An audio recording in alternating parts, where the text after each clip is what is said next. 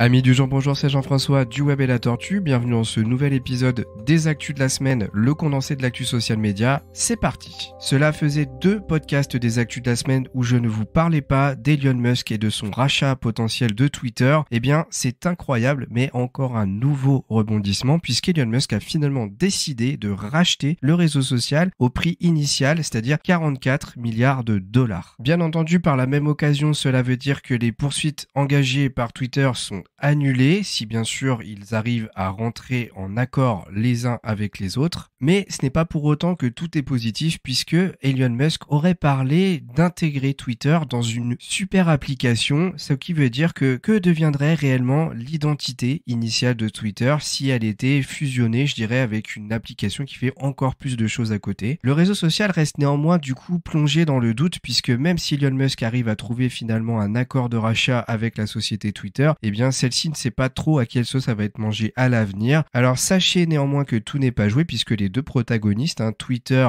et Elon Musk, ont de quoi trouver un accord jusqu'au 28 octobre. Ça veut dire qu'il peut encore y avoir des rebondissements, mais que d'ici là, il faut obligatoirement que les deux aient trouvé ce fameux accord de rachat. Juste avant de passer aux actualités liées au réseau social de modification et d'amélioration, sachez qu'Elon Musk a annoncé que la nouvelle application s'appellerait X. Et pour vous donner une image, ce serait une sorte de Facebook en fait, une application qui est capable de tout faire. Concernant les nouvelles fonctionnalités qui vont arriver ou qui sont déjà arrivées sur Twitter, sachez que vous allez bientôt pouvoir regarder le nombre d'impressions de vos tweets directement en allant voir dans les activités du tweet. Twitter a également effectué une petite refonte de sa messagerie privée en arrondissant un petit peu les bulles d'échange. Et vous devriez pouvoir dorénavant intégrer plusieurs types de médias dans un seul tweet, c'est-à-dire intégrer par exemple une photo, un gif, une vidéo, etc. Allez, on passe à TikTok. TikTok qui va sûrement être bientôt encore au centre d'un nouveau scandale sur la collecte de données personnelles. En effet, d'après Consumer Reports, c'est une association pour la lutte contre la collecte des données personnelles aux États-Unis. Eh bien, ByteDance, la société qui a créé TikTok,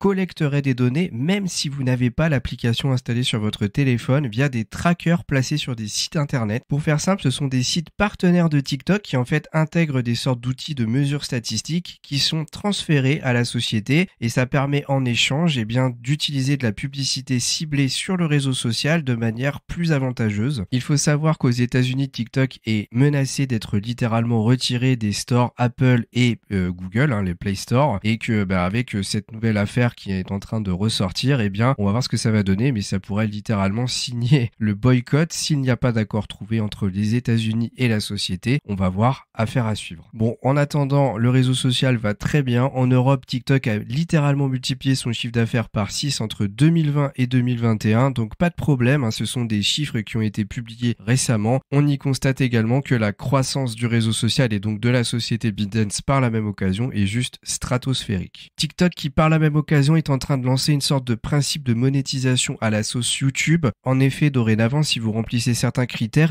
vous pourrez remporter $1 toutes les 1000 vues. Il faudra notamment que votre TikTok fasse plus d'1 minute. Mais attention, pour pouvoir bénéficier de ce type de partenariat, il faut avoir au moins 10 000 abonnés et avoir cumulé au moins 100 000 vues durant les 30 derniers jours. Domingo, par exemple, qui est l'animateur de l'émission un peu vedette sur Twitch, Popcorn, a annoncé avoir gagné entre 300 et 400 euros en ayant montré un court extrait d'une de ses émissions qui durait environ 1 minute 50 et grâce à cela et à ce nouveau système de monétisation, il a remporté donc ces fameux 3 à 400 euros. L'entreprise a déclaré que c'était vraiment pour essayer de motiver les créateurs de contenu qui sont sur sa plateforme à rester dessus, même si cela signifie augmenter la durée de ces contenus puisque la plateforme était vraiment connue pour proposer des contenus très très courts et là ils le font spécialement quand vous les rallongez. Alors qu'Instagram est en train de ralentir tous ces systèmes de shopping directement sur la plateforme, TikTok elle est en train de foncer dedans puisqu'ils ont lancé le 1er octobre une vidéo de courte durée où ils annoncent que dorénavant il sera peut-être possible aux États-Unis de vendre directement des produits via des TikTok avec des boutons d'appel à l'action. Enfin, pour terminer sur le réseau social vedette actuellement, l'application a été mise à jour il y a quelques semaines. Je ne sais pas si vous créez du contenu sur la plateforme, mais moi je le fais et je l'ai constaté puisque le système de montage des TikTok est beaucoup plus intuitif et ressemble beaucoup beaucoup plus un système à la YouTube ou une application de montage. Personnellement, je trouve que c'est une très bonne évolution et actuellement, si on devait comparer YouTube par rapport aux shorts, Instagram avec ses reels et TikTok avec ses fameuses vidéos de base, eh bien je pense que TikTok a le système de montage vidéo le plus performant. Allez, on passe à Instagram. Instagram qui est en train de tester une nouvelle fonctionnalité dans la bio permettant d'ajouter plusieurs liens. Jusqu'à présent, vous pouviez en ajouter qu'un seul, ce qui est un petit peu embêtant. Sans compter le fait qu'en plus, dans les textes des posts, les liens ne sont pas cliquables. J'espère donc que cette fonctionnalité verra vraiment le jour, un petit peu à la manière de l'édition des tweets qui devrait plus tarder à arriver pour tout le monde. Vous devriez bientôt pouvoir également programmer des messages privés pour qu'ils s'envoient uniquement quand la personne à qui vous voulez l'envoyer est en ligne. Alors je sais pas si vous y avez pensé, mais moi j'ai tout de suite pensé à la messagerie de LinkedIn qui fait exactement le même genre de choses quand il y a de la publicité. C'est-à-dire que dès que vous arrivez sur le réseau social,